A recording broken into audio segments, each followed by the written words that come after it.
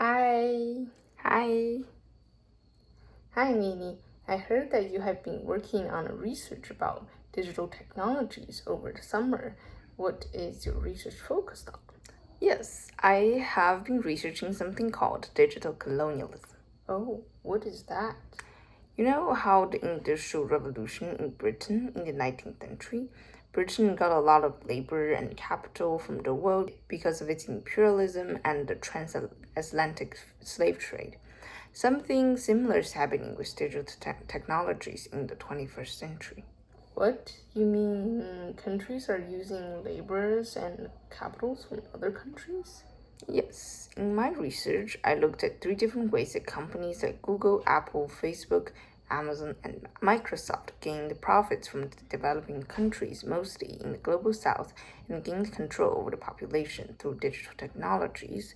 First, by justifying their action as trying to close the digital divide, tech conglomerates tried to gain control over digital infrastructure in Africa. For example, they made students in African countries train on their platforms and limited people from using softwares other than their own.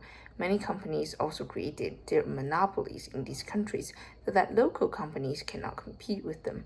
Uber is one of those companies that use low prices to drive away competitors. I have never thought about that before. And what's more, Western norms are imposed on users that are culturally different. For example, US companies surveillanced speech from users, and a study in Bangladesh found that Western norms and standards and the English language was prioritized by Facebook over the local ones. Yeah, I can see that Western norms and trends are often promoted on social media, and it is sometimes hard to learn about other countries because I'm just repeatedly seeing the same things. What are the other two ways that you researched? Tech companies also exploited labor.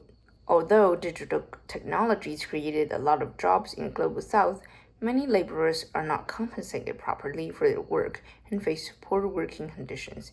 In Kenya, data workers sometimes only receive $2 per hour.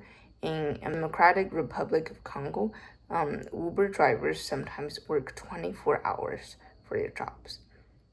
Wow, that's horrible. And have you heard about a job called content moderators? Their job is to get rid of offensive content on social media, and that is extremely emotionally challenging because they need to face videos of suicide and violence.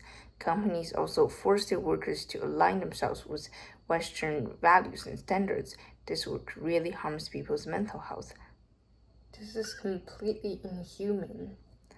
Yes, and finally, many people in developing countries, even children, are responsible for recycling electronic waste and have to deal with electronic waste without prior knowledge of its harms, and that really puts their health in danger. E-waste contain really toxic things such as mercury, brominated flame retardants, and chlorofluorocarbons. Yeah, in Agobogabloshi, Ghana, where a lot of electronic waste was exported from Western countries, workers burned wires to extract materials, which was extremely harmful for their health. Sometimes this job is the only reliable source of income for for communities in developing countries. There is no clear policy to protect these workers. I never thought about that. Does my used phone go to these workers when I return it to the store? There's no information about that anywhere. Yeah, tech companies need to be more transparent about the recycling chain, and we as consumers also need to be aware of this topic and think about what impact we bring. Yes, this is such an important topic.